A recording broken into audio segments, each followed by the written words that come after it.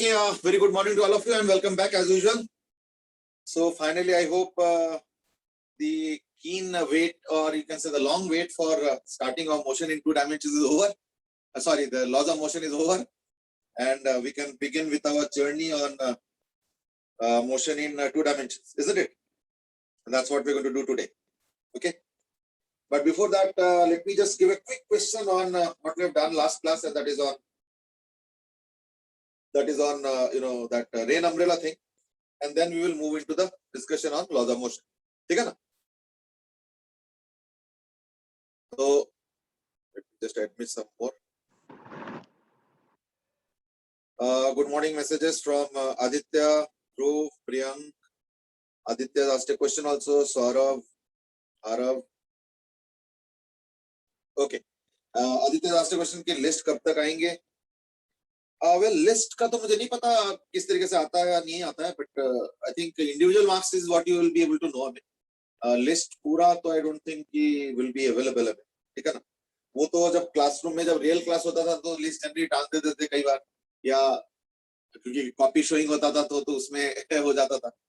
So that's how we or rather you people used to know each other's marks. But otherwise तो I don't think कि इस तरीके से इस platform में यानी ऑनलाइन मोड में इस तरीके से पब्लिकली अनाउंस होगा ऐसे लगता तो नहीं. ठीक है ना? बाकी देखो क्या होता है. ठीक है. चलो तो like what I will do is that I will just quickly revise the idea that we discussed yesterday कि अम्ब्रेला ऐसे नहीं, अम्ब्रेला कभी-कभी ऐसे भी रखना पड़ सकता है. I will give you the same question. कोई नया क्वेश्चन नहीं दे रहा हूँ.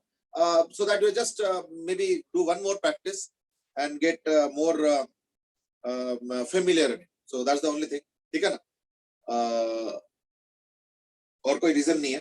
तो मैं एक काम करता हूँ, मैं फटाफट वही वाला क्वेश्चन दे देता हूँ, थोड़ा सा डेटा चेंज कर देता हूँ, है ना? I think that would be good enough, है ना? तो मैं वही करने वाला हूँ. तो quick revision question, and that is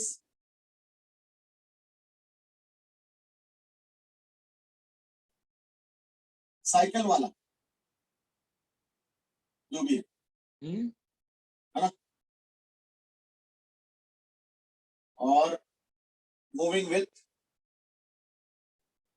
15 metre पर सेकेंड, ठीक है? और rain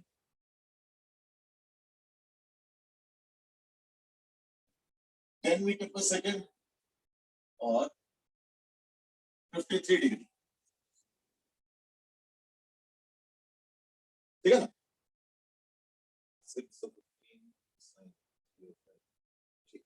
Okay, and the question as usual is the same, must have expected by now, and that is find orientation of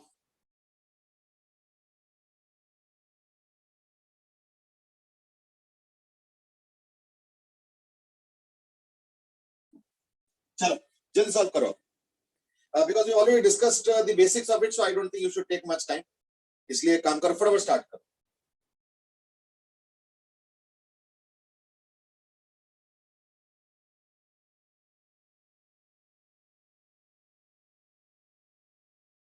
okay, Saurabh में आज की मुझे ये लॉजिक समझ में नहीं आया कि कौन एक बंदा जो है बाइक चलाते हुए साइकिल चलाते हुए एक अम्ब्रेला भी होल्ड करता हो.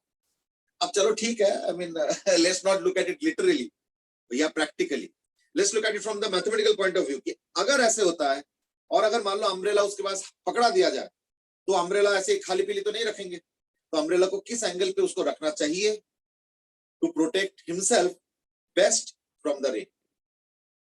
Let's transform the question like this. अब वो प्रैक्टिकली कौन करेंगे नहीं करेंगे, यू नो, एंगल निकालना है.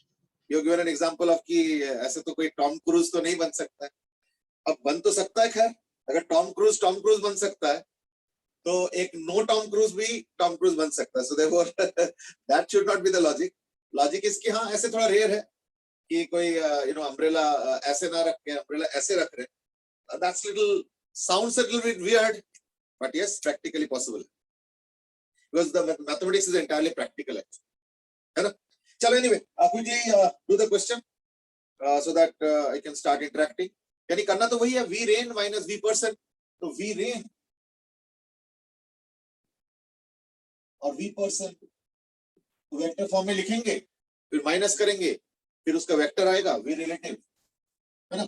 So v relative is equal to v rain minus v person, vector form में लिखेंगे i cap j cap k format में, तो कुछ आंसर आएगा और उसके बेसिस पे angle of the umbrella with respect to vertical, ठीक है ना।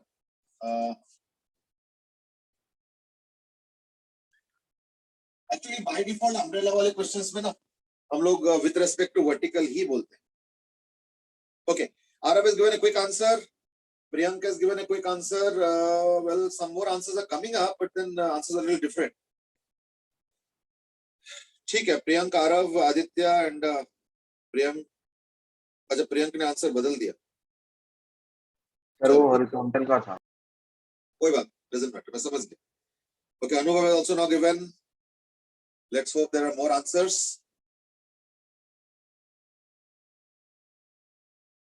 That's why I'm waiting.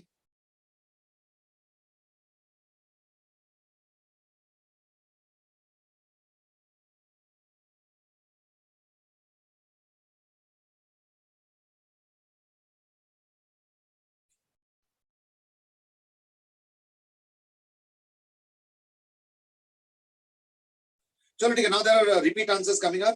Heta, Taryan, Anubhav, Saurav, everybody is giving almost the same answer. चलो ठीक,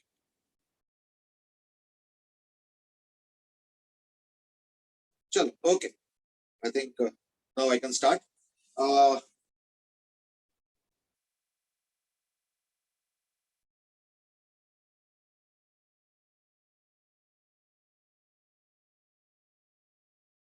दिवित, दिवित जल्दी एयर पे हो जाओ बेटे। Can you switch on your microphone quickly Divit? Divit Setia, थोड़ा जल्दी।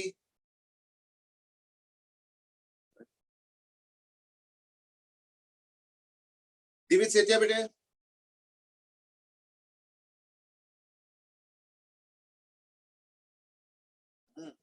अच्छा, Hardik, Hardik can you be on air बेटे? हार्दिक,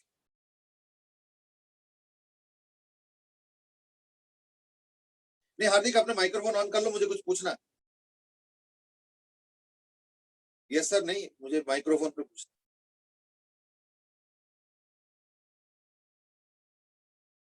यस हार्दिक। अच्छा, लैपटॉप पे माइक नहीं चलता है। देखो ऐसा है कि लैपटॉप पे तो मैं भी हूं, माइक तो चलता है है ना। और वो सेटिंग्स में जाके चेंज कर लो, माइक आराम से चलेगा, लैपटॉप में क्यों नहीं चलेगा? तो ये तो सही लॉजिक नहीं है वैसे। हाँ, बट चलो एनीवे, दिवित और हार्दिक दोनों को मुझे सवाल जो पूछना था वो यही था, एंड दैट इज कि मुझे वी रेन का बताना था, ठीक है ना। वी रेन का पूछना था, rather v rain in vector form. जल्दी आंसर करो। In the meanwhile maybe I can do with the person. Divit, yes I was asking you to be on microphone, यानी माइक्रोफोन अपना ऑन करने के लिए बोला था।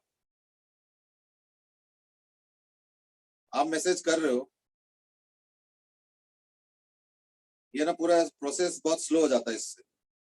यथार्थ, can you be on air बेटे? Yes sir. ओके, फटाफट वी रेन बताओ। -8i -6j cap, -8i cap -6j cap.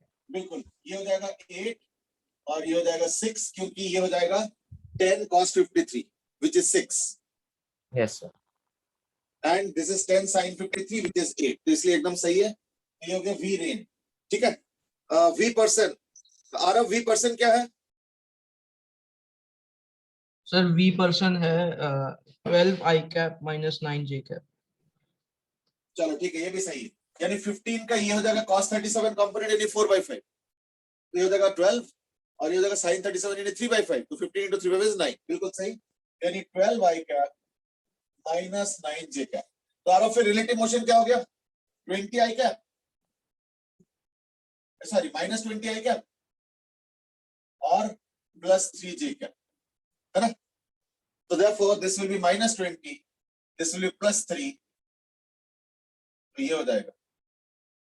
तो this is a v relative, है नहीं, अम्ब्रेला ऐसे रखना पड़ेगा, ये देखो,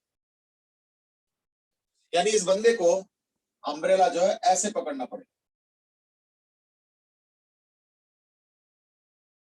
So effectively this person is going to see the rain coming like this. So effectively the person is going to see the rain coming like this. So therefore to stop the rain, he has to best protect himself against the rain. This is how he should orient the umbrella. अब इसमें angle with respect to vertical पूछा है, ये आ गया, तो ये तो 3 है, ये 20 है, तो angle with respect to vertical क्या होगा, tan इनवर्स ऑफ 20/3, क्योंकि विद रिस्पेक्ट टू वर्टिकल पूछा है, तो आंसर हो जाएगा tan inverse 20/3. That is going to be the case. I hope that's comfortable.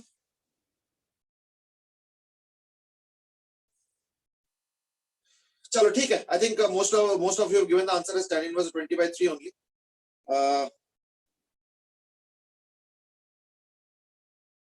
Okay, चलो ठीक है, I got your answer, Divit. It's fine, I mean, ठीक है, चलेगा. तो like take rest, be comfortable. चलो, तो that was the end of the discussion. अभी हम लोग इसको यहीं पे खत्म करेंगे. ये मैंने बस कल वाले लास्ट क्वेश्चन का एक रिवीजन करा दिया. Nothing more than that. आज हम लोग स्टार्ट करेंगे with laws of motion. ठीक है ना?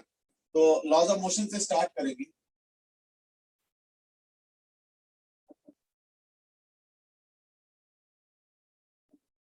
लॉज ऑफ मोशन से आज हम लोग जो है स्टार्ट करेंगे अपना discussion.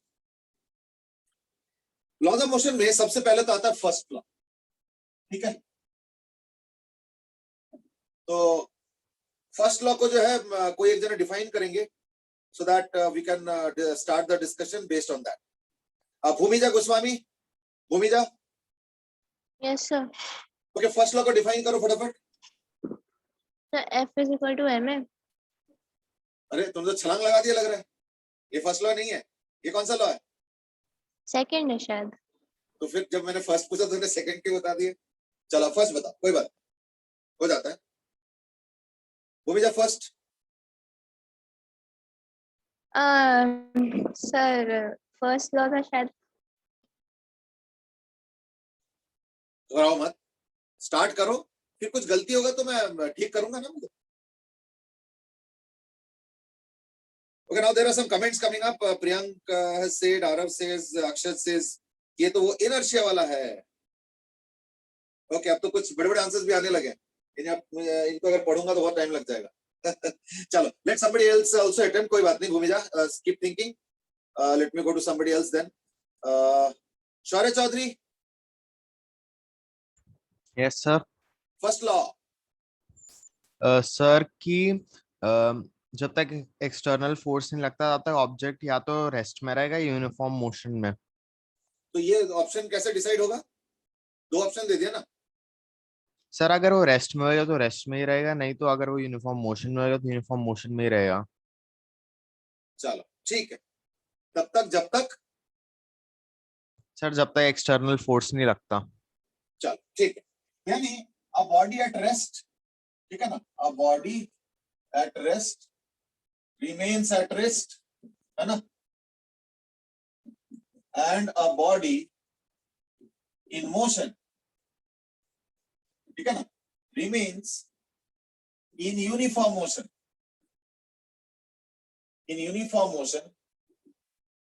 unless an external force is applied. चलो ठीक है, तो ये इसका बेसिक डेफिनेशन है.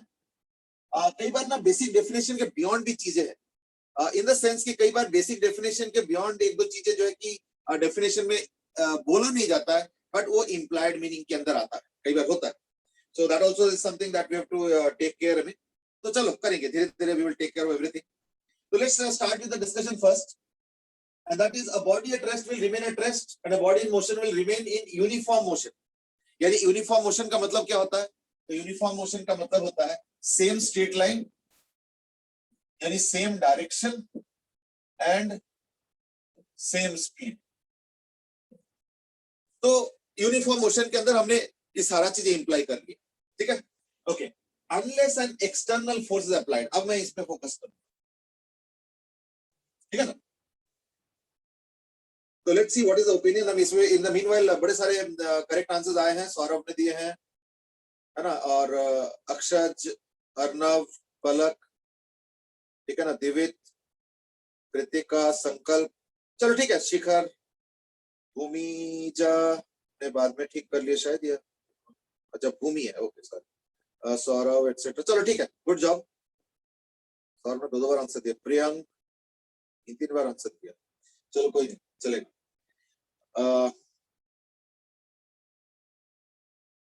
अब मैं एक्सटर्नल वर्ड पे फोकस करना चाह रहा हूँ. तो let's have somebody else tell me this कि एक्सटर्नल का मतलब क्या होता है. नियंत बेटे, Niyant can you be on air? Yes sir. ये इसका क्या मतलब है एक्सटर्नल? सर जैसे हमने प्रैक्टिकल में तो एक्सटर्नल के बारे में सुना है कि प्रैक्टिकल एग्जाम्स के लिए एक्सटर्नल आते हैं. तो ये एक्सटर्नल क्या है? मतलब एयर रेजिस्टेंस और फ्रिक्शन ऐसे फोर्सेस जो मतलब किसी ऑब्जेक्ट को अपोज करें अच्छा, ये मतलब होता है एक्सटर्नल का. बाहर तरफ से. ये तो तूने स्टैंड बदल दिए. पहले तो बोला कि फ्रिक्शन और एयर रेजिस्टेंस, फिर आप बोल रहे हो कि बाहर से. ये बाहर से कौन डिसाइड करता है? तो सराउंडिंग से जैसे एक सिस्टम. ऑब्जेक्ट मूव कर रहा है तो उसमें एयर रेजिस्टेंस भी लगेगा, फ्रिक्शन भी लगेगा, तो वो एक्सटर्नल फोर्सेस हो गए. अच्छा चलो. अच्छा, इसका मतलब ये जो बॉडी एट रेस्ट है, ये बॉडी रेस्ट पे रहेगा जब तक एयर रेजिस्टेंस या फ्रिक्शन ना लगे. ये कहने का मतलब है. जब तक आइडियल केसेस हैं तब तक रेस्ट पे रहेगा. अब तो ये ना स्टैंड बदलता जा रहा है. अभी पहले आइडियल वाला वर्ड पहले यूज नहीं किए थे, देख रहे हो. अभी होता पता क्या है कि if you start in a slightly wrong tangent या डायरेक्शन तो फिर और गलत होता जाता है. अब इसमें ना एक इनिशियली तुमने एक गलती कर दिया. पता क्या कि तुमने वो फ्रिक्शन और उसके नाम लेके, एयर रेजिस्टेंस वगैरह के नाम लेके गलती कर.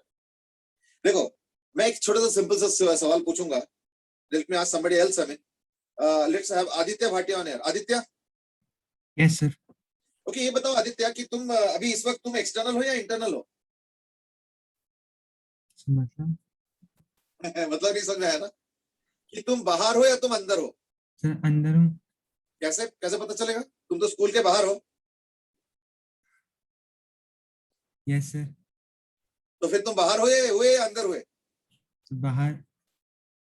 लेकिन तुम तो घर के अंदर हो. तो जिसके रिस्पेक्ट में बात कर रहे हो उसके रिस्पेक्ट में होगा ना सर. यानी समझ में आया ना कि कोई भी चीज खुद से ना अंदर होता है ना बाहर होता है. पहले पूछना पड़ेगा कहां से, किसके रेस्पेक्ट में. अदरवाइज क्या होगा, वो बाहर और अंदर का जो है जगलरी चलता रहेगा. कभी लगेगा मैं बाहर हूं, कभी लगेगा मैं अंदर बैठा. क्योंकि ये डिपेंड करता है किसके रेस्पेक्ट में. स्कूल के रेस्पेक्ट में तुम बाहर बैठे हो, लेकिन घर के रेस्पेक्ट में तुम इस वक्त अंदर बैठे हो, होपफुली. ठीक है ना, कहीं छत पे ना बैठे हो, मजे ले रहे हो, ये भी हो सकता है. तो कहने का मतलब क्या है कि जब तक हम ये डिफाइन ना करें कि ये है मेरा पर्सपेक्टिव, ये मेरा व्यू पॉइंट है, ये मेरा वो है डिस्कशन पॉइंट है, तो उसके हिसाब से एक्सटर्नल इंटरनल होता है. बाय इटसेल्फ कोई चीज ना एक्सटर्नल होता है और ना ही इंटरनल होता है. ये थोड़ा ध्यान रखना. तो यानी अभी मुझे डिफाइन करना पड़ेगा कुछ. क्या? ना we now introduce a new word and that is called as system. System क्या है? कुछ भी हो सकता है. System is something that we are studying, और उसके अंदर जो जो चीजें पड़े हुए. तो यानी सिस्टम क्या होता है? अ collection of objects inside a system boundary. System को डिफाइन करने के लिए एक सिस्टम बाउंड्री भी होता है. जैसे स्कूल के बाहर या अंदर कैसे डिसाइड होता है ना, स्कूल का जो बाउंड्री वाल है तो वो हो जाएगा एक तरीके का, समझ लो सिस्टम बाउंड्री. हाँ, सिस्टम बाउंड्री. अब जैसे मान लो स्कूल के ठीक गेट के बाहर हो तो तुम स्कूल के बहुत करीब, पर वो फिर इनसाइड द स्कूल नहीं माना जाएगा क्योंकि तुम गेट के बाहर हो. यानी स्कूल के हिसाब से सिस्टम बाउंड्री बोलते हो जाएगा स्कूल का बाउंड्री. अब अगर इसके अंदर बैठे हो तो इन दैट के स्कूल के अंदर, इसके बाहर अगर हो तो इन दैट के स्कूल के बाहर. बेशक तुम गेट के ठीक बाहर ही क्यों ना हो, बट वो बाहर ही माना जाएगा. And so on. यानी now this word external is not by itself. खुद से कोई एक्सटर्नल नहीं हो जाता. ये डिपेंड करेगा सिस्टम बाउंड्री के ऊपर, यानी सिस्टम के ऊपर. चलो ठीक है. तो यानी मैं देख रहा हूं कि मेरा डेफिनेशन कह रहा है कि एक बॉडी रेस्ट पे तब तक रहेगा जब तक एक्सटर्नल फोर्स ना आ जाए. यही हुआ ना? अच्छा चलो ठीक है. अब ये बताओ, सपोज मैंने एक बॉक्स रखा है, a heavy box, very heavy box. ये बॉडी कैसा है, रेस्ट पे है।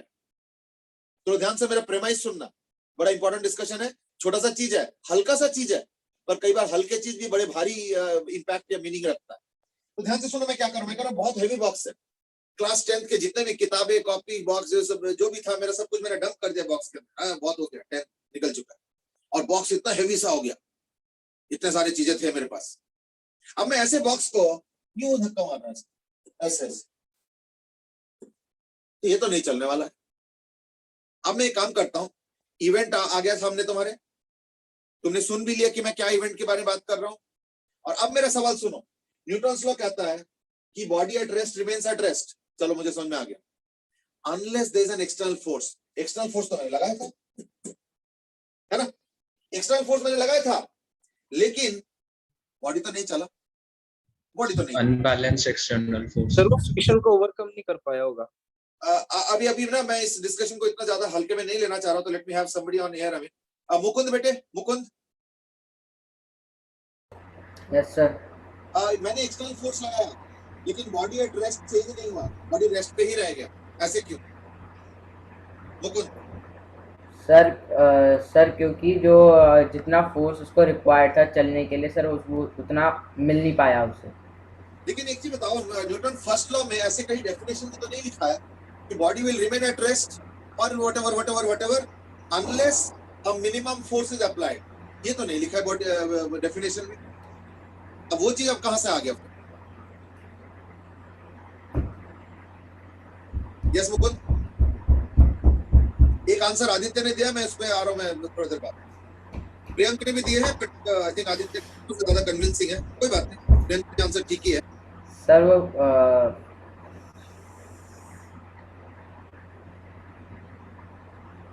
बोलो बोलो।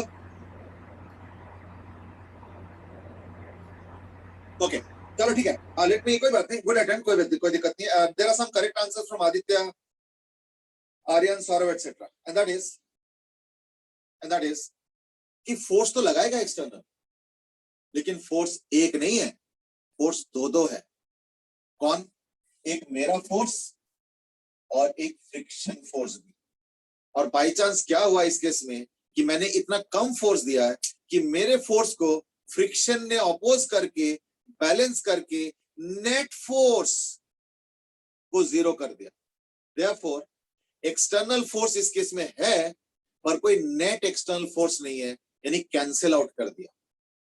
अब जरा एक चीज बताओ, सपोज मेरे जेब में 200 रुपया है, और सपोज मैंने कल किसी से, या मान लो 1 महीने पहले किसी के पास उधारी लिया था, और उधारी भी 200 रुपया था, तो मेरा वर्थ कितना है?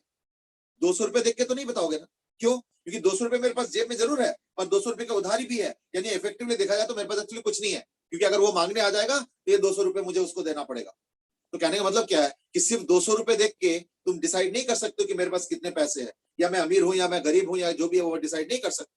तुमको ओवरऑल पिक्चर देखना पड़ेगा। तो यहाँ पे भी यही है कि when the question is saying और the law is saying external force, it does not mean just external force, it means total of all the external forces. वो अगर नॉन जीरो होगा, तब जाके बॉडी का स्टेट ऑफ रेस्ट या body का state of uniform motion change होगा। यानी सिर्फ एक्सटर्नल वर्ड को ध्यान देने से नहीं चलेगा, नेट एक्सटर्नल फोर्स होना चाहिए। और इसी का कुछ क्लियर कट करेक्ट आंसर्स आए हैं, and that is unbalanced forces होने चाहिए, and you know some more answers coming up, Divit has also given. ठीक है, तो एकदम सही दिए। In the meanwhile Aditya, Saurabh, Aryan, you know Priyank, they have also given the same answer, that is यहाँ पे अनबैलेंस्ड का भी एक इंपॉर्टेंट रोल है। तो जिसको हम लोग शॉर्ट में बोलते हैं नेट फोर्स, यानी डेफिनेशन में कुछ चीजें बोला जाता है, कुछ चीजें नहीं बोला जाता है। जैसे सिस्टम वाला वर्ड डेफिनेशन में नहीं दिया गया, पर ये इस डेफिनेशन का ही एक इंटीग्रल पार्ट है, इनडायरेक्ट। नॉट ओनली दैट, यहाँ पे कहीं वर्ड नेट एक्सटर्नल यूज नहीं किया जा रहा, बट वो भी एक इंप्लाइड मीनिंग का पार्ट है कि यहाँ पे नेट एक्सटर्नल फोर्स चाहिए, सिर्फ फोर्स होने से नहीं चलता।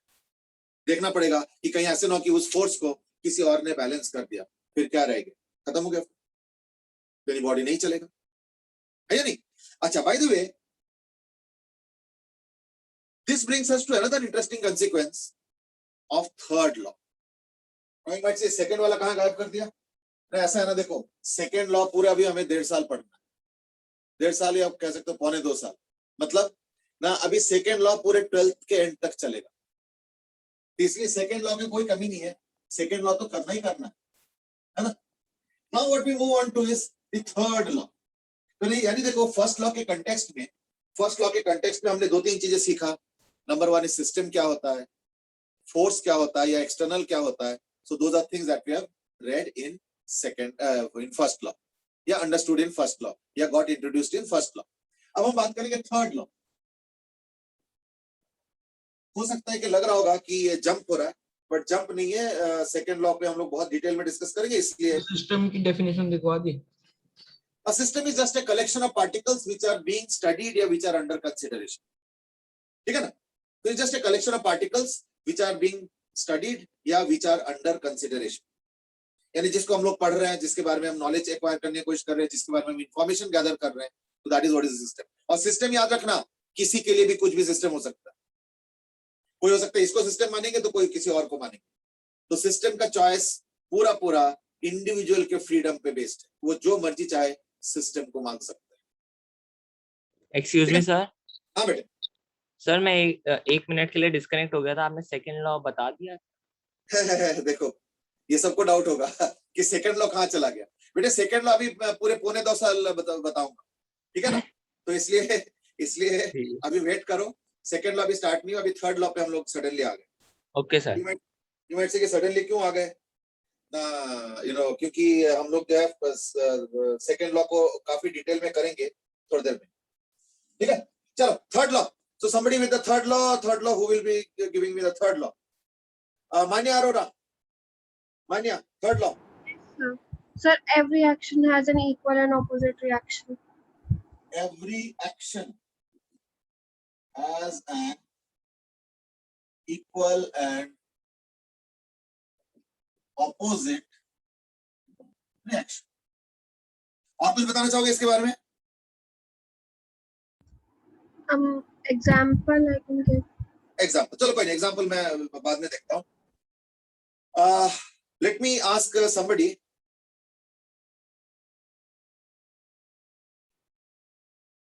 पलक मित्तल। Yes sir. Okay, अब पलक मित्तल एक चीज बताओ। Yes. जब मान लो कभी देखना, ये कोई बहुत अच्छा सिचुएशन में नहीं बता रहा हूँ, कभी देखना it's a very bad situation actually, ये इंडिया में कई बार होता है, it's a very unfortunate thing कि किसी को वो पेड़ के साथ बांध दिया और उसको जो है पिटाई हो रहा है। अब ये public this thing mob treatment और all these are obviously very unfortunate things, but क्या करें, अभी इंडिया में कभी हो जाता है। तो मान लो उस बंदे को किसी ने थप्पड़ मारा या कुछ मारा, डंडे से मारा या जो भी है, तो चलो थप्पड़ ही मान लो, ऐसे करके थप्पड़ मार दिया। क्या उस इवेंट को देख के तुमको लगा कि एक्शन और रिएक्शन सेम है? यस पलक। No sir, अलग अलग बॉडीज पे हुआ है। नहीं, मेरे क्वेश्चन कुछ अलग था। मैंने ये नहीं पूछा कि सेम बॉडी अलग बॉडी, मैंने पूछा कि थप्पड़ मार दिया मान लो ऐसे करके, अब उसका तो हाथ बांधा हुआ है, तो थप्पड़ मार लिया तो उसको तो काफी दर्द हुआ जो भी है, जिसने थप्पड़ मारा उसको तो कुछ नहीं हुआ। तो क्या इस इवेंट को देख के तुमको रियली बिलीव हुआ? देखो एक लॉ को के बारे में बता देना आसान होता है, लॉ के बारे में पढ़ा देते हैं वो आसान होता है, फिर हम याद कर लेते हैं, इसको हम लोग विश्वास करने लगते हैं, वो एक अलग चीज है। लेकिन क्या प्रैक्टिकली तुमको रियली लगा इस केस में कि हाँ एक्शन और रिएक्शन बराबर है? यस। No sir. नहीं लगा ना? क्या तुमको लग रहा है बताओ जरा। सर जिसको थप्पड़ लगा सर उसको ज्यादा दर्द हुआ होगा सर। तो यानी उस पे एक्शन ज्यादा था, Yes, और जो रिएक्शन में था उसको तो कुछ हुआ ही नहीं, है ना। yes sir. यानी इस इवेंट से तो ये लग रहा है कि एक्शन भारी है, रिएक्शन हल्का है, isn't it? Yes sir. Okay, that means what? Newton तो फेल हो गए, फिर क्या करें? न्यूटन को दोबारा बुलाया जाए कि क्या कर रहे हो? आपने तो आपके टाइम में तो पेड़ पे बांध के किसी को मारा नहीं होगा किसी ने, तो आपने तो ये एग्जांपल सोचा नहीं होगा, आपका तो एग्जांपल, इस एग्जांपल में लॉ ही फेल हो गया। तो पलक क्या करूं मैं? न्यूटन को बुलाऊं? नहीं, छोड़ दें कि कोई नहीं, वो बहुत पहले गुजर चुके, रहने दो। हाँ चलो, anyway, to be more on the serious note, any explanation Palak to this example? या थोड़ा सा sir confusion surface create? Area, हाँ, surface area sir. Surface area, चलो इंटरेस्टिंग एक्सप्लेनेशन, कोई बात नहीं, चलो वेल ट्राइड। अक्षज, अक्षज जल्दी, अक्षज। Yes sir. ओके, ये जो मैंने एग्जांपल दिया, तुमने तो एग्जांपल तो सुन लिया होगा। हाँ yes sir. And Palak was of the opinion कि यहाँ पे तो एक्शन भारी पड़ रहा है, रिएक्शन कुछ मजेदार नहीं है। क्या चक्कर है इसमें? न्यूटन थर्ड लॉ फेल हो गया क्या? सर क्या लगता है? सर वो नहीं हुआ हैंड fail। हार्ड हो सकता है ना, उसकी वजह से उसे फील नहीं हुआ होगा। चलो कोई बात नहीं, अभी पहले अक्षज को एक बार ट्राई करने दो, फिर इंटरव्यू इन बिटवीन। जल्दी बताओ बेटा अक्षज। सर फेल तो नहीं हुआ। फेल तो नहीं होगा, न्यूटन पे मुझे पक्का भरोसा है। हाँ, यानी Yes, मैं sir. बता रहा हूँ, अब तुम कन्विंस भी हो कि इसको तो ज्यादा वो हुआ और इसके हाथ पे तो कुछ भी नहीं हुआ, लेकिन फिर भी न्यूटन पे भरोसा कर रहे हो, मुझे भरोसा, मेरे ऊपर भरोसा नहीं हो रहा, क्या करूं? सर पर हाथ पे भी लगता तो है ही थोड़ा। यही पे तो मेरा सवाल है। देखो, मैंने कभी ये नहीं बोला कि कोई फोर्स ही नहीं है, मैंने ये नहीं बोला कि एक्शन है रिएक्शन नहीं है, मैंने बोला एक्शन भारी पड़ गया, रिएक्शन हल्का पड़ गया, मैंने इतना ही बोला। मैं ये एक्शन और रिएक्शन के एब्सेंस की बात की नहीं कर रहा हूँ कि देखो एक्शन तो है रिएक्शन ही नहीं है। रिएक्शन तो है ऑब्वियसली, अगर यहाँ पे आके हिट कर रहा है तो अगर गाल पे लगा होगा फोर्स तो हाथ पे भी फोर्स लगा होगा, तो एक्शन अगर है तो रिएक्शन भी है, मैं एक बार भी डिनाई नहीं कर रहा। मुझे सवाल है कि मैग्नीट्यूड इक्वल कैसे कहती न्यूटन, इक्वल कैसे? ये ऑपोजिट पे भी मुझे कोई दिक्कत नहीं है, क्योंकि ऑब्वियसली अगर गाल को इधर मारा होगा तो गाल ने भी हाथ को उधर मारा होगा, मुझे ऑपोजिट पे कोई डाउट नहीं है, मुझे इस बात पे शक है और मैं शक तुम्हारे सामने रखा हूं, तो मुझे कन्विंस करो, नहीं तो मैं तो न्यूटन को बुलाऊंगा सोच रहा हूँ, लेकिन बुलाऊं कैसे? देव हैज सेड कि एप्पल के जो कार्ड,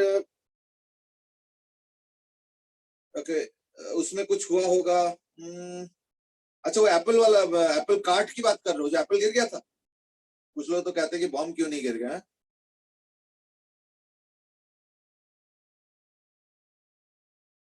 ओके, यथार्थ सेठ की ऐसे डाउट ना मुझे क्लास 9th में भी एक बार आया था, लेकिन उस समय बताया गया था कि शायद आगे पढ़ोगे, तो देखो आगे आ गया फिर, यानी सही बताया गया था, है ना?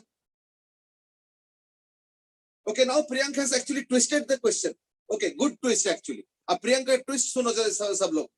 प्रियंक बोल रहे हैं कि एक काम करो, बेचारे के गाल में मत मरवाओ उसको हाथ से, एक काम करो पत्थर पे बोलो जरा मारने के लिए।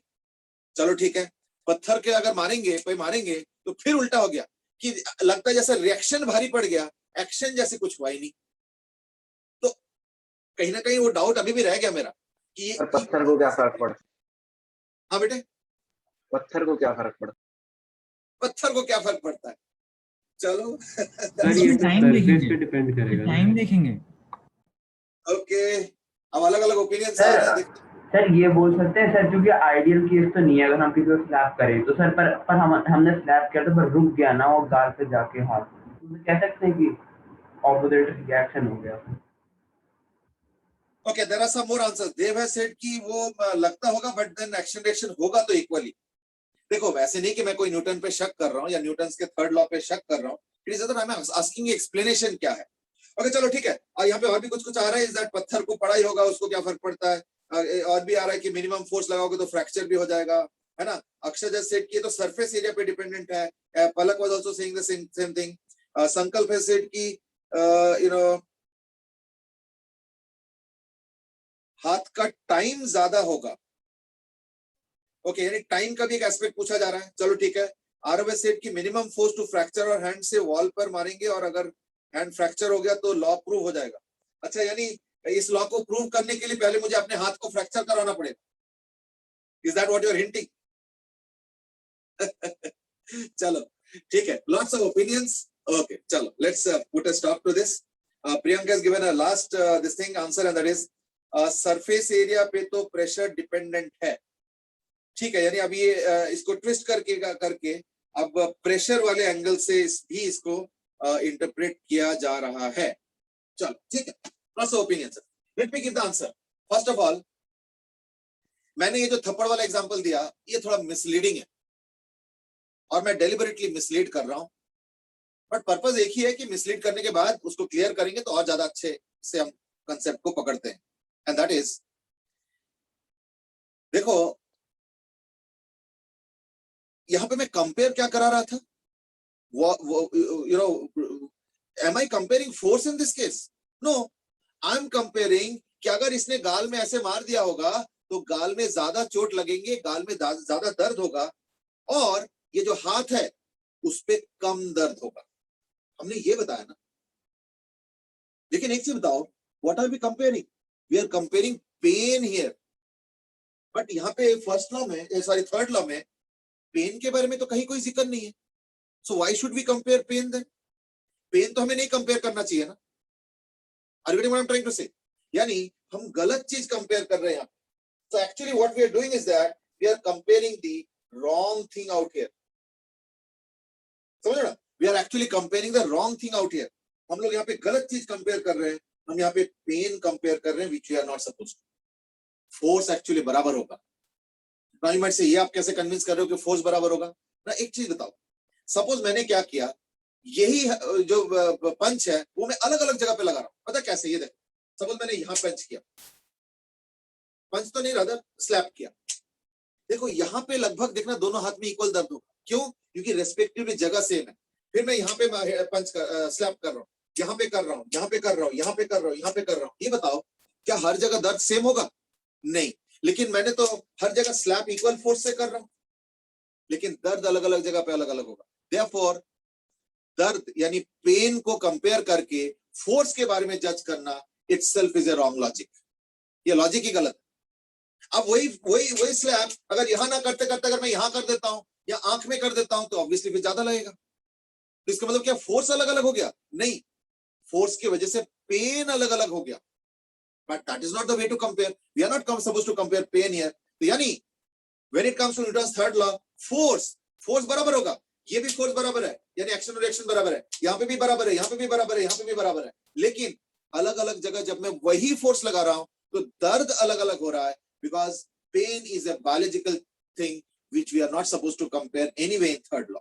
So therefore, as far as the force is concerned, they are always equal. They are always equal. ठीक है ना? हाँ, दर्द कंपेयर करोगे तो इक्वल नहीं होगा तो ठीक है, we are okay with that. Force में इक्वल होगा। यानी अगर हाथ ने जाके गाल में फोर्स लगाया तो गाल को जितना फोर्स मिला हाथ से उतना ही गाल भी हाथ को उतना ही फोर्स देंगे, लेकिन उसी फोर्स से हाथ में दर्द कम होगा और गाल में दर्द ज्यादा होगा। But we are not supposed to compare pain in any case because that's a biological thing, and in any case we are not talking about pain in third law. We are talking about force, और force बिल्कुल बराबर होगा। ये तो बराबर होगा। That's the first thing. Second thing is that एक और डाउट आता है और हो सकता है 9th में भी आए होंगे, है ना? और वो है कि एक्शन रिएक्शन अगर इक्वल और ऑपोजिट होता है तब तो बैलेंस होके खत्म, फिर तो कुछ होना ही नहीं चाहिए।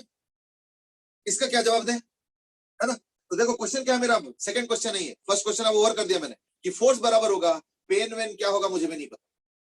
इनफैक्ट जरा सोचो, अगर उसको गाल में इंजेक्शन लगा दो सुन्न करने वाला तो तुम उसको मारो, कुछ फर्क ही नहीं पड़ता, उसको पेन ही नहीं होगा। तो इसका मतलब क्या फोर्स जीरो हो गया? नहीं, पेन जीरो हो गया। फोर्स उतना ही है अभी भी, लेकिन पेन को हमने जीरो करा दिया बाय आर्टिफिशियल बायोलॉजिकल कुछ इंजेक्शन वगैरह देके जो भी है। सो देयरफॉर ये जो पहले मैं एक तरीका समझा रहा था कि देखो यहाँ तो ज्यादा दर्द हो गया, उसको कुछ नहीं हुआ, it's a very natural thing, it's a very normal thing, पर फोर्स बराबर ही होगा। That's the point. चलो एनीवे, मेरा सेकंड क्वेश्चन आ चुका है। मेरा सेकंड क्वेश्चन ये है कि अगर एक्शन और रिएक्शन बराबर होता है और इक्वल होता है और ऑपोजिट होता है तो हमेशा खत्म हो जाएगा। फिर तो कोई खत्म ही हो गया फोर्स, नेट फोर्स, फिर तो कुछ बचेगा ही नहीं, फिर तो कुछ होना भी नहीं चाहिए। इसका क्या एक्सप्लेनेशन होगा? Let's look eight who will give that answer. Kritika. Yes Kritika. Yes sir. हाँ जी बेटे, फोर्स अगर इक्वल और ऑपोजिट होता है तब तो सब फोर्स बैलेंस होकर खत्म हो जाएगा। हाँ। तो फिर कुछ होना ही नहीं चाहिए। What is the explanation? Sir Okay, Priyanka has given a right answer. I will read out later on. Sir पता नहीं, मे बी एक्सटर्नल फोर्स मतलब ऐसा कुछ होगा। Okay, मैं इस कंटेक्स्ट में, because we are talking about external force, मैं इस कंटेक्स्ट में एक चीज क्लियर कर दूं, is that first, second, third, all laws consider that all laws are based on external force only. Sir वैसे एक्शन रिएक्शन उस पे मतलब अलग अलग बॉडीज पे लगता है वो है but I think now finally you've got the right answer. चलो ठीक है, it's okay now. इस in the meanwhile यही आंसर कईयों ने दिया, अध्याशा ने दिया, आदित्य, भूमिजा, ध्रुव, Priyank, etc. have also given the same answer. That is, ये जो action reaction equal and opposite होता है इससे बैलेंस नहीं होता है. बैलेंस कब होगा ना, एक ही बॉडी पे अगर दो इक्वल एंड ऑपोजिट फोर्स आ जाए तो वो एक्शन, अगर वो होता है एक्शन रिएक्शन, तब क्या होगा, बैलेंस हो जाएगा. लेकिन एक्शन रिएक्शन कभी एक बॉडी पे लगता ही नहीं है. तो therefore some things are sometimes not stated as a part of the definition but they are also equally important, and that is action and reaction always act on two different bodies. यानी कहने का मतलब क्या है कि action reaction balance कब होगा, जब एक ही बॉडी पे दोनों फोर्स एक्ट कर रहा है तो दोनों एक दूसरे को खत्म कर दिया, ये होता है. लेकिन ये कभी होगा ही नहीं. क्यों? क्योंकि एक्शन रिएक्शन एक ही बॉडी पे लगेगा ही नहीं. एक्शन अगर एक बॉडी पे लगता है तो रिएक्शन हमेशा दूसरे बॉडी पे लगेगा. और इसका मैं कल्मिनेटिंग स्टेटमेंट भी बताऊंगा. कल्मिनेटिंग स्टेटमेंट ये है कि इससे एक और इंप्लाइड मीनिंग भी आता है. क्या? All forces in universe are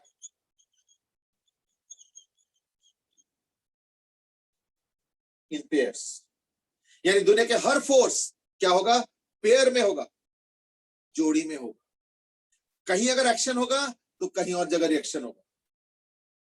ऐसे नहीं कि सिर्फ एक्शन ही एक्शन है और रिएक्शन कुछ है ही नहीं, या रिएक्शन कम है या ज्यादा है या वो नहीं, कोई चांस नहीं. एक्शन अगर होगा कहीं पे तो उसका एक काउंटर पार्ट यानी पेयर में होगा, यानी रिएक्शन भी होगा. अब वो वहीं पे होगा कहीं और होगा, वो सब तो क्वेश्चन टू क्वेश्चन वेरी करेगा. मैं उस पर कोई कमेंट नहीं कर रहा. दोनों ही पॉसिबिलिटी है, पर इक्वल होगा, ऑपोजिट होगा, और एक्शन रिएक्शन दो अलग अलग बॉडीज पे काम करेंगे. इसलिए बैलेंस होके खत्म होने जाने वाला ऐसे कोई चांस नहीं है. ठीक है, so I hope that makes it clear. You know Saurabh has asked कि इलेक्ट्रोस्टैटिक में भी सेम चीज है बेटे. अगर मान लो एक चार्ज यहाँ पे है मान लो और एक चार्ज यहाँ पे, तो अगर इस पे एक्शन लग रहा है, अट्रैक्ट करेंगे ना, एक प्लस चार्ज एक माइनस चार्ज, तो दोनों को अट्रैक्ट करेंगे. तो अगर ये एक्शन होगा तो ये रिएक्शन होगा. तो देयरफॉर अगर पॉजिटिव चार्ज पे एक्शन फोर्स लग रहा है तो नेगेटिव चार्ज पे उसका रिएक्शन फोर्स लगेगा. देयरफॉर ये जो फोर्सेस होते हैं इसमें हमेशा एक्शन रिएक्शन पेयर काम करेंगे. एक्शन अगर होगा तो रिएक्शन भी होगा. ठीक है ना, दैट्स ऑल. चलो, सो और देख लो दो अलग अलग बॉडीज पे काम कर. तो अगर एक्शन पॉजिटिव चार्ज वाले बॉडी पे काम कर रहा है तो रिएक्शन नेगेटिव चार्ज वाले बॉडी पे काम कर. So that's how it will happen. चलो, so that was about third law.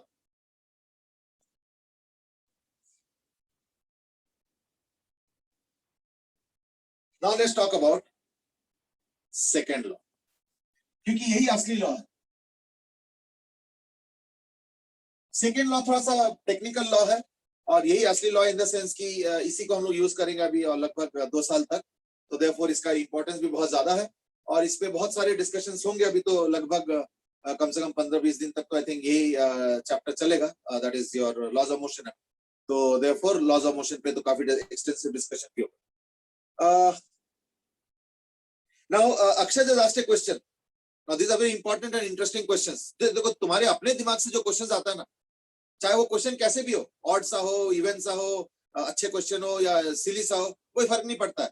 They are the best questions जो अपने दिमाग से आता है क्वेश्चन.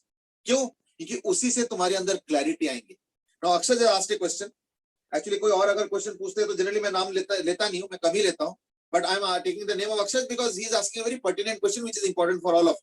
अगर लगता है कि हाँ थोड़ा सा वैसे वाला क्वेश्चन है जो कि मान लो किसी को कई बार नाम बताने में थोड़ा ऐतराज होता है कि अरे मैंने तो ऐसे एक हल्का फुल्का क्वेश्चन पूछ लिया था, आपने मेरा नाम ले लिया तो मेरे दोस्त क्या सोचेंगे. आजकल ये बड़ा इंपॉर्टेंट पॉइंट हो गया कि मेरे दोस्त क्या सोचेंगे, है ना. चलो उस दोस्त का भी मुझे कभी कभी ध्यान रखना पड़ता है. Anyway, Akshay has asked a question and that is Saurabh has also made a comment and that is kinematics. तो 2 months चला नहीं, 2 month सिर्फ kinematics नहीं चला, उसमें यूनिट्स डायमेंशंस वाला किया था हमने, एरर किए थे, मैथ टूल्स इतने सारे किए, फिर मोशन इन 1D किए, फिर मोशन इन 2D किए, तो इतने सारे 4-5 टॉपिक भी तो हुए, है ना। तो वो उसमें दो महीने या उससे ज्यादा चला। I think we started what somewhere around April end, तो मई जून, अगर जून का 15 दिन छोड़ दो, हाँ उतना ही है, मतलब 2 महीने अभी तक हुआ है, बट देन हमने कई सारे टॉपिक्स किए। चलो anyway, coming to Akshar's question which is important हमें। Niyant has also asked a question. नियंत मैं थोड़ी देर बाद तुम्हारा लेता हूं, अगर मैं भूल जाता हूं तो मुझे याद दिला देना। अक्षर का क्वेश्चन पहले लेता हूं, इज दैट कि अगर मैं अपने ही बॉडी पे फोर्स लगा रहा हूं, ये देखो फोर्स लगा दिया, है ना, तो इसमें तो एक्शन रिएक्शन सेम बॉडी पे हो गया, है ना। ओके, अब इसका आंसर सुनो, मैं इसका आंसर 2 अलग अलग लेवल पे दे रहा हूं, अब ध्यान से सुनना। What Akshay is asking is that अगर मैं अपने ही बॉडी को मारता हूं तो इन दैट केस तो एक्शन रिएक्शन दोनों अपने ही बॉडी पे लग गया। तो आप कह रहे थे कि अलग अलग बॉडीज पे लगता है ना। ओके, एक्सप्लेनेशन नंबर 1, अगर मैं अपने बॉडी को यानी अपने पूरे बॉडी को एक सिंगल सिस्टम मानूंगा, अगर मैं अपने पूरे बॉडी को अगर एक सिंगल सिस्टम मानूंगा तो ये एक्सटर्नल फोर्स हुआ ही नहीं, ये तो इंटरनल हो गया। क्यों? क्योंकि इसी बॉडी का एक पार्ट ने दूसरे पार्ट पे फोर्स लगाया। तो इंटरनल फोर्स क्या होता है ना, जब बॉडी के अंदर अंदर ही फोर्स अगर हो जाए तो वो इंटरनल, और अगर कहीं बाहर से फोर्स ऑफ इंटरेक्शन हो रहा है तो वो एक्सटर्नल हुआ। तो अगर मान लो अपने पूरी बॉडी को एक सिंगल सिस्टम मानता हूं, इन दैट केस ये इंटरनल है, और मैंने पहले मेंशन कर दिया कि इंटरनल से मुझे कोई लेना देना नहीं। That's the first explanation. चलो ठीक है, अब मैं एक काम करता हूं, इसको थोड़ा दूसरे तरीके से करता हूं। सपोज मैं कहता हूं कि मेरा राइट हैंड अलग सिस्टम है, मेरे लेफ्ट हैंड अलग सिस्टम है। यू माइट से ये क्या कर रहे हो, यानी राइट हैंड को अलग कर दिया, लेफ्ट हैंड को अलग कर दिया। तो देखो फिर वही बात है कि बायोलॉजी मत कर दो कि अगर आपने अलग कर दिया तो ठीक है, फिर राइट हैंड को रख दो घर में, घूम के आ जाओ लेफ्ट हैंड लेके। तो मैंने ऐसे कुछ नहीं बोला, मैंने बोला कि मान लो सिस्टम में कुछ भी मान सकता हूं, मैं अपना एक फिंगर को भी सिस्टम मान सकता हूं, ये फिंगर भी एक सिस्टम बन सकता है। That's why I said whatever is being studied या अंडर कंसिडरेशन ऑफ स्टडी है वही सिस्टम है। तो मेरा थंब भी एक सिस्टम बन सकता है, मेरा रिस्ट भी एक सिस्टम बन सकता है, मेरा ये यहां से लेके यहां तक भी एक सिस्टम बन सकता है। फिलहाल तो मैंने राइट हैंड पूरे को एक सिस्टम मान रहा हूं, लेफ्ट हैंड पूरे को एक सिस्टम मान रहा हूं, और अब अगर राइट हैंड जाके लेफ्ट हैंड को मार रहा है तो यानी क्या हुआ, अब एक्सटर्नल हो गया।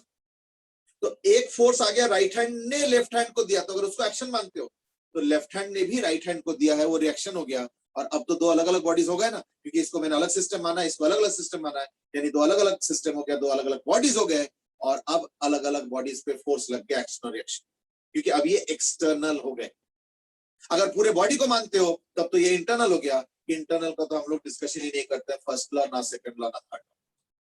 तो therefore I hope I have made the situation clear as far as the question is concerned. अब आ जाते हैं नियंत के क्वेश्चन।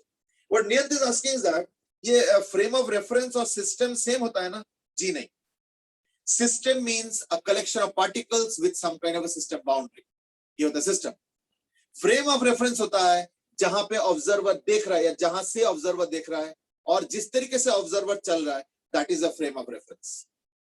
तो इसमें 2 चीजें हैं, एक तो ऑब्जर्वर कहां से देख रहा है, तो that is the origin of the frame, और अगर ऑब्जेक्ट चल रहा है इधर उधर तो यानी ये हो जाएगा मूविंग रेफरेंस फ्रेम।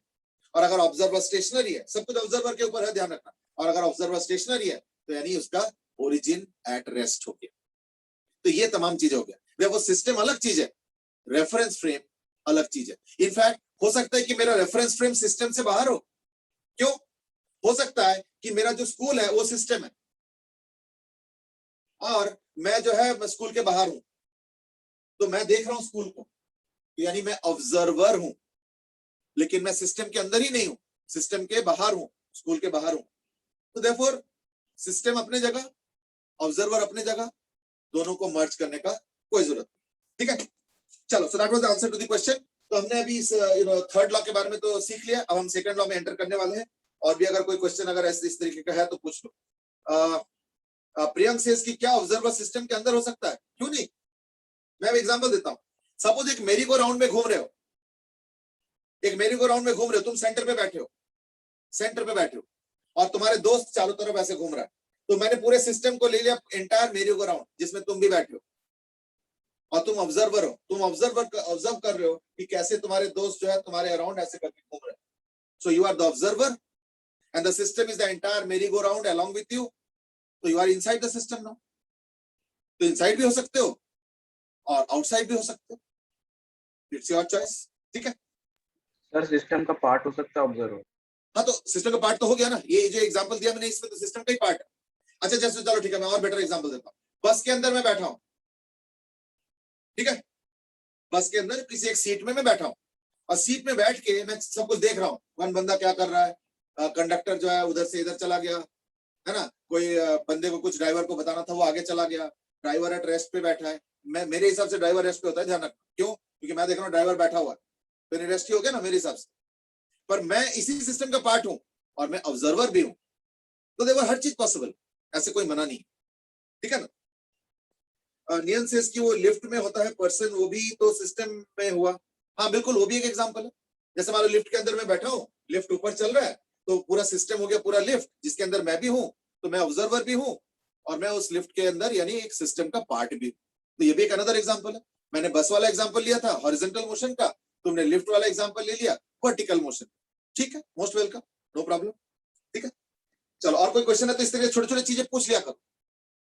सिर्फ अपना ही नहीं, दूसरों का भी बेनिफिट हो जाता है. और डिस्कशन पॉइंट ऑफ व्यू से जितना हम डिस्कस करेंगे उतना अच्छा रहेगा. और कोई भी क्वेश्चन ना सिली नहीं होता. कई बार हम डरते हैं कि पता नहीं पूछेंगे तो सिली क्वेश्चन ना हो जाए. तो मैं तो कहता हूँ कोई भी क्वेश्चन ना सिली होता है ना अनसिली होता है. क्वेश्चन क्वेश्चन होता है और उसमें डिस्कशन होता है. कि अगर कोई हल्का फुल्का क्वेश्चन पूछोगे तो एक दो लाइन में डिस्कस करके आगे बढ़ जाएंगे. कोई भारी क्वेश्चन पूछोगे तो थोड़ा ज्यादा डिस्कशन होगा. बस इतना ही फर्क होता है और कुछ नहीं. No question by itself is silly और नॉन सिली. अक्षय जज नाउ आस्क क्या सिस्टम हम किसी को भी ले सकते हैं? बिल्कुल. सिस्टम क्या होगा is your choice and your choice might be something else, my choice might be something else, and anybody else's choice might be something else. It all depends on what you want to study. तुम इस पूरे अर्थ को study करना चाहते हो तो तुम्हारे लिए अर्थ सिस्टम बन गया. तुम सिर्फ इस बस को स्टडी करना चाहते हो तुम्हारे लिए वो बस सिस्टम बन गया. तुम बस के अंदर उसका सिर्फ इंजन स्टडी करना चाहते हो तो तुम्हारे लिए सिर्फ इंजन सिस्टम हो गया. तुम उस बस के सिर्फ व्हील को स्टडी करना चाहते हो कि व्हील कैसे घूम रहा है, आगे भी जा रहा है, यू नो स्लिप कर रहा है, रोल कर रहा है वगैरह, जो हमने सर्कुलर मोशन में पढ़ा था, तो वो व्हील हो गया तुम्हारे लिए system. So anything can be your system. It's your choice, totally your choice, not mine. ठीक है. अक्षर से इसकी फिर तो मैं यूनिवर्स को सिस्टम ले लूंगा. देखो यूनिवर्स को सिस्टम लेने में कोई नुकसान नहीं है, but the only problem is that उस यूनिवर्स में सब कुछ आ जाएगा, तब तो कोई एक्सटर्नल फोर्स ही नहीं होगा. भाई देखो हम लोग का लॉज ऑफ मोशन में स्टडी का पर्पस क्या होता है कि हम जानना चाहते हैं कि अगर मैं फोर्स लगाऊंगा तो उसका असर क्या होगा. अगर तुम पूरे यूनिवर्स को ही सिस्टम ले लोगे तो सारे फोर्सेस तो अंदर अंदर अंदर अंदर का ही हो गया एक दूसरे के बीच में, तब तो कोई एक्सटर्नल फोर्स ही नहीं बचा. तो तुम स्टडी क्या करो. हम एक छोटा सा सिस्टम क्यों लेते हैं? क्योंकि हम इस सिस्टम पे फोकस करना चाहते हैं. हम जानना चाहते हैं कि इस सिस्टम पे फोर्सेस क्या क्या लग रहा है, सो दैट उन फोर्सेस को हम लगाएंगे, फिर हम स्टडी करेंगे कि इस फोर्स का क्या असर होता है. इधर जा रहा है, उधर जा रहा है, कूद गया, उछल रहा है, व्हाटएवर जो भी असर होता होगा उस फोर्स की वजह से, वो हम स्टडी करना चाहते हैं. तभी तो इसे लॉज वॉज पढ़ रहे हैं, अदरवाइज लॉज का जरूरत ही क्या है. अगर कोई फोर्स लेना ही नहीं है, सारे फोर्सेस को तुमने इंटरनल करके बैठा दिया, तब तो क्या स्टडी करोगे, है ना. चलो एनीवे, आरब सेज की दूसरा भी तो यूनिवर्स होगा. Okay, and now we are going into a tangent. क्यों? बिकॉज एक्चुअली आज के दिन में मॉडर्न जमाने में दो थ्योरीज है. एक है कि हम लोग एक यूनिवर्स का पार्ट है, हम लोग एक यूनिवर्स का पार्ट है. यूनि मतलब वन होता है. लेकिन अब साइंटिस्ट थोड़ा अपना अपना अपना ओपिनियन बदल रहे हैं. कुछ साइंटिस्टों का ये मानना है कि ना ना ना ना ना, हम यूनिवर्स का पार्ट नहीं है, हम एक मल्टीवर्स का पार्ट है, यानी कई सारे यूनिवर्स है. अब देखो ये थोड़ा हाई फाई होता जा रहा है. अगर उधर हम चले जाएंगे तो ये लॉज ऑफ मोशन का सब बट्टा बैठ जाएगा. इसलिए एक काम करो, हम थोड़ा सा फोकस करें अपने ही जगह पे, ना कि हम इतना दूर चले जाए. Okay, one last question. And that is what he is saying is that अगर मान लो मैं ऐसे करता हूँ तो in that case pseudo force, ऐसा है ना. अभी तक pseudo force क्या होता है ये मुझे मालूम ही नहीं, मतलब in the sense कि हमने इंट्रोड्यूस ही नहीं किया. तो therefore I don't know what is pseudo force, I only know force. ठीक है, तो therefore इसके ऊपर no discussion right now, we will discuss in due course of time, इसलिए अभी तो नहीं. ठीक है ना. चलो anyway, let's now move on to something more important, and that is second law. तो हम फटाफट जो है सेकंड लॉ पे इंट्रोड्यूस करते हैं, नहीं तो अभी और क्वेश्चंस आते रहेंगे. तो चलो आने दो, मैं अगर बीच में देखूंगा तो जरूर आंसर करूंगा। हाँ Shikhar, Shikhar can you be on air quickly? Yes sir. हाँ जी, सेकंड लॉ जल्दी। Sir force is F equal to ma होता हाँ बेटे, है। F equal to ma, the force is equal to mass into acceleration. चलो तो ये शिखर ने दिया है। ओके बात, कोई बात नहीं। मैं एक आध और जाने से भी पूछना चाहूंगा, and that is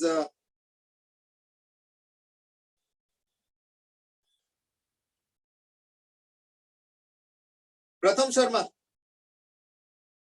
yes sir. हाँ बेटे, सेकंड लॉ। शिखर ने एक सेकंड लॉ दिया है, that is F is equal to ma। Do you agree with him first of all? Yes sir.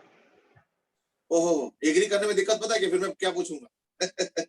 चलो, do you want to add और something, add to it, कुछ whatever?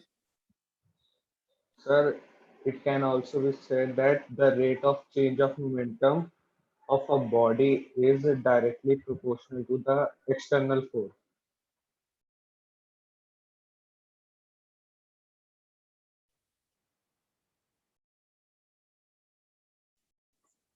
एक चीज बताओ, तुमने अब तो पता है कि force is proportional rate of change of momentum, और थोड़ी देर बाद इसके साथ एग्री कर गया। यहाँ तो कहीं मोमेंटम है ही नहीं, ये तो एक्सेलरेशन है। मोमेंटम कहाँ है इस लॉ में? सर वो उससे प्रूव हुआ है मोमेंटम को डिफरेंशिएट करके। अच्छा, मतलब तुम कह रहे हो कि अगर मैं इस चीज को थोड़ा और आगे बढ़ाऊंगा तो यहाँ पहुंच जाऊंगा। Yes sir. ओके चलो ठीक है, so that's an opinion है। ठीक है, अभी मैं कोई हाँ या ना नहीं कर रहा हूँ, I'm just going across. In the meanwhile, there are some answers also. Bhumija has given, Saurabh has given, Sankalp, okay, Aditya, Palak, mostly लोगों ने ये दिया है, and that is force is proportional to the rate of change of momentum. ठीक है, भूमि ने भी answer दिए हैं।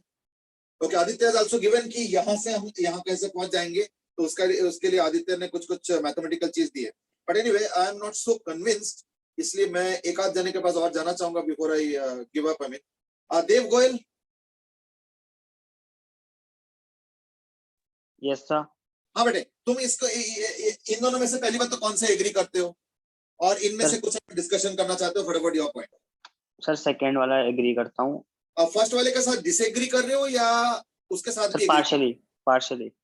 Okay, very interesting answer. Partial क्यों? सर मतलब कई बार बॉडी मोशन में हो तभी मास चेंज हो सकता है। ओके, तो क्या होगा? तो सर वो ma तो गलत हो जाएगा, क्योंकि जो हम नीचे वाले फॉर्मूले से ऊपर वाला बनाते हैं। चलो, गुड आंसर, ठीक है, गुड आंसर। अब सुनो, this is actually truly speaking second law, और इसके स्टेटमेंट में थोड़ा सा आगे भी है, and that is force is proportional to the rate of change of momentum and the change takes place in the direction of external force. Actually force is proportional to the, ये जो force है ये actually external force है, और वो भी external मतलब net external force. तो कुछ चीजें डेफिनेशन में बोलते नहीं है, बट देन इंप्लाइड होता है। तो जब मैं कह रहा हूँ एफ यानी एक्सटर्नल, और जब मैं एक्सटर्नल कह रहा हूँ तो नेट एक्सटर्नल, बट डेफिनेशन में देखो मैंने नेट लिखा नहीं है, बट मैं इंप्लाई कर रहा हूँ नेट, और ये हमने फर्स्ट लॉ में पहले क्लैरिफाई कर दी, ठीक है ना? ओके, नाउ कृतिका है सेड, अरे मास तो कांस्टेंट रहता है, फिर क्या दिक्कत है ना? चलो मैं आ रहा हूँ उस पे। Is not such a simplistic discussion है। तो force is proportional rate of change of momentum, ये एक्सटर्नल फोर्स ये सब आ गया। यानी अगर मैं इसको लिखता हूं, यानी फोर्स इज प्रोपोर्शनल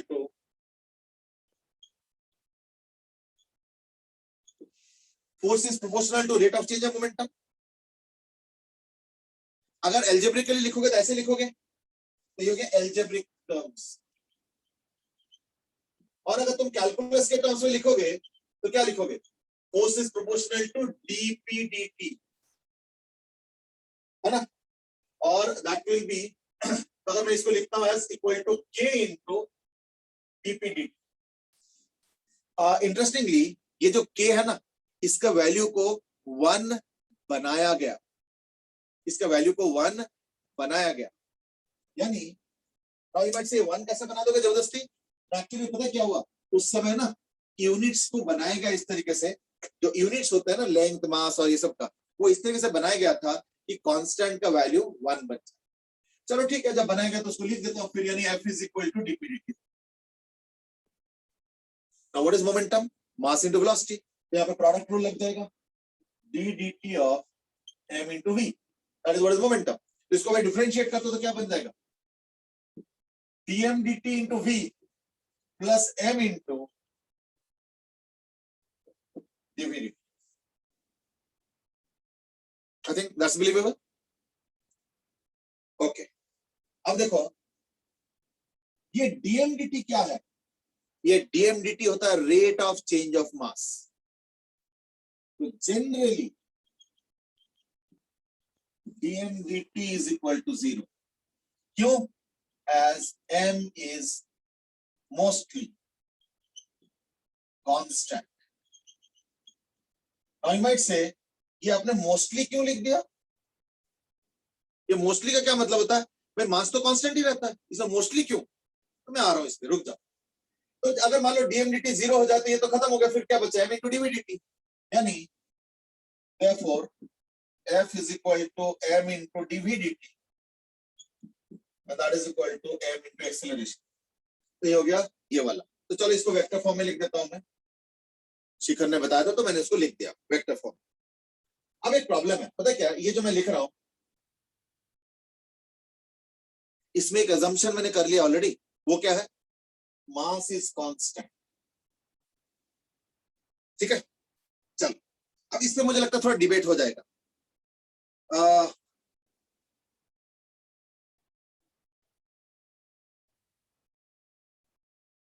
ठीक है ना? And let me go to somebody then. Devadatta बेटे, देवादत्ता क्या? Yes, sir. Okay, बेटे, you know, how comfortable are you with this opinion कि mass is mostly constant? आप बताओ तुम्हारे क्या ओपिनियन है कि मास हमेशा कांस्टेंट होता है या कभी कभार कांस्टेंट होता है? What's your opinion? सर ऐसे आइडियल केसेस में तो हमेशा मास कांस्टेंट लेते हैं, और जहाँ पे हमने कहीं ना कहीं पढ़ा था कि लाइक मास वेलोसिटी के साथ चेंज होता है, वो सब तो बहुत छोटे पार्टिकल्स के लिए होता है और उनमें तो हम न्यूटन नहीं लगाते. ओके, ये जो तुमने लास्ट में बताया ना, इसको मैं थोड़ा सा ऐड करना चाहूंगा. यू आर राइट कि मास कभी कभी वेलोसिटी पे डिपेंड करता है, पर उसके लिए ना छोटे पार्टिकल बड़े पार्टिकल इंपॉर्टेंट नहीं है. वो वेलोसिटी बहुत हाई होना चाहिए, नियर स्पीड ऑफ लाइट. तो उतने स्पीड पे तो हम लोग जाते नहीं है, हम लोग उससे काफी काफी काफी कम स्पीड पे जाते हैं. इसलिए वो कंसिडरेशन तो मैं नहीं कर रहा. और अगर उसको कंसिडर ना करके अगर मैं दोबारा पूछूंगा कि अब बताओ मास कांस्टेंट होगा या नहीं होगा, वो वाला केस छोड़ दो. तो अब क्या ओपिनियन है तुम्हारे? मास कांस्टेंट होना चाहिए. सारे केसेस आइडियली बनते हैं तो शायद Okay. मास कांस्टेंट होना चाहिए. चलो ठीक है. ये कौन से मास के बारे में बात कर रहे हो तुम? जिस पे फोर्स लग रहा है. जिस पे फोर्स लग रहा है, यानी are you talking about mass of the system? Yes yes sir. Okay, चलो ठीक है. Okay fine. You know, now let me go to somebody else and that is actually कुछ एग्जांपल्स आए हैं. Yes Aditya, can you be on here? Aditya. Sir Aditya Sharma. Yes sir. तो तुम्हारे message आया था तो इसलिए मैं कह रहा हूँ. Yes sir. हाँ जी बेटे, तुमने मैसेज में कुछ लिखा है, उसको एक बार जरा दोबारा बताओ. Sir, like if the system changes its mass, like in a rocket, as the fuel burns, the mass reduces. So, sir, the mass is changing. Okay, ये कौन सा मास चेंज हो रहा है? क्या फ्यूल बर्न करने से वाकई मास चेंज होता है? Yes, sir. System का तो change हो रहा है. हाँ, यानी देखो ये बड़ा इंपॉर्टेंट है. अगर मैं पूछूंगा फ्यूल बर्न कर गया, मास बदल गया, तो आंसर गलत है. क्यों? फ्यूल बर्न करने से सिर्फ उसका फॉर्मेट बदल जाता है कि लिक्विड से गैस हो गया या मे बी कुछ कार्बन का कंपाउंड थे, वहां से कार्बन डाइऑक्साइड और वाटर बन गया, पर उससे मास नहीं बदलता है. Yes, sir. लेकिन हम फिर भी क्लेम कर रहे हैं कि मास बदलता है. क्यों? क्योंकि हमें इन जनरल मास से कोई लेना देना नहीं है, हमें सिस्टम के मास से लेना देना है. और हमने रॉकेट को जब स्टडी करना है तो हम सिर्फ रॉकेट को एज ए बाउंड्री मानूंगा. तो रॉकेट के अंदर फ्यूल था इनिशियली, लेकिन जब बर्न हो जाता है तो वो बर्न्ड गैसेस वो रॉकेट की सिस्टम के अंदर नहीं रहता है, वो रॉकेट के सिस्टम के बाहर चला गया. यानी रॉकेट को जो मैंने सिस्टम लिया था उस सिस्टम के अंदर मास कम हुआ है. So that was a very clearly good example and a correct example. तो तुमने मैसेज में लिखा था तो मुझे लगा चलो कोई नहीं, इसको थोड़ा सा पब्लिक भी कर दिया जाए. And that's a correct thing. System का मास बदल सकता है. आप ध्यान से सुनो. इसलिए अगर मैं पूछूंगा what is second law mathematically, तो second law mathematically is actually this. not this.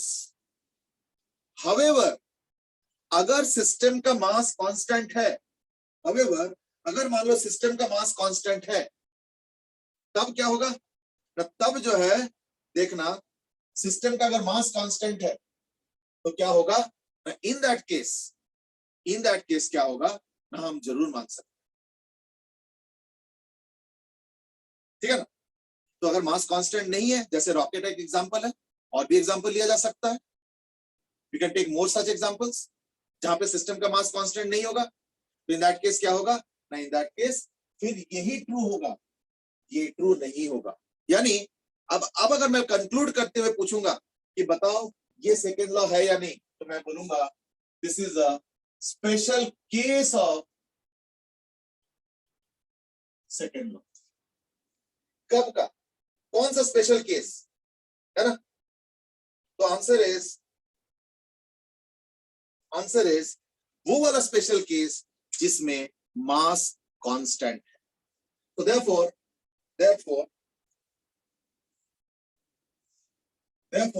this is not truly speaking second law. Truly speaking जो second law है वो तो ये है, ठीक है। I hope you are getting it. ठीक है, तो ट्रूली स्पीकिंग सेकेंड लॉ ये है, लेकिन अगर मास कांस्टेंट है, इन दैट केस इसको भी तुम सेकेंड लॉ कह सकते। I hope that's now okay, comfortable. Aarav is also given example, and that is अगर मैं हॉट एयर बैलून से वो करता हूं और अगर मान लो उसमें से गैसेस निकल के जा रहे हैं, something like that, I am not reading out the entire sentence, I mean that is also an example of the same. कौन सा चीज का example? An example of where mass is changing. अगर मास सिस्टम का बदल रहा है, तो in that case this is the second law. और अगर सिस्टम का मास नहीं बदल रहा है, then this is second law, ये वाला। तो ये नहीं, ये स्पेशल केस है, ये जनरल केस है, ठीक है। चलो, so that was a small introduction to second law, but that's not the end of second law, that's not the end of second law. तो इसके ऊपर हम लोग जो है हम लोग डिस्कशन कंटिन्यू करेंगे, है ना। आज का तो टाइम खत्म हो रहा है, इसलिए आज हम लोग यहीं पे इसको कर्टेल करते हैं। अभी हम लोगों ने सेकंड लॉ का जस्ट शुरुआत किया, बट अभी सेकंड लॉ पूरे अच्छे से इंट्रोड्यूस नहीं हुआ है। There are few more things that we would like to discuss, and then we will go into different forces, and then into different questions where all those forces and second law will be used. और वैसे भी देखो, second law ही primary law of Newton है, तो obviously we will continue this discussion, ठीक है ना। चलो, okay, I think that's it for today. We will carry on now from this, है ना। चलो, have a good day then. Thank you, sir. Okay, I will ask कि क्या example है मास ऑफ द सिस्टम इंक्रीज। बेटे हर type के example, don't worry, we will give examples of all kind. चलो, bye bye, आज के लिए इतना ही। Have a good day. Thank you and have a good day. Thank you, Aditya.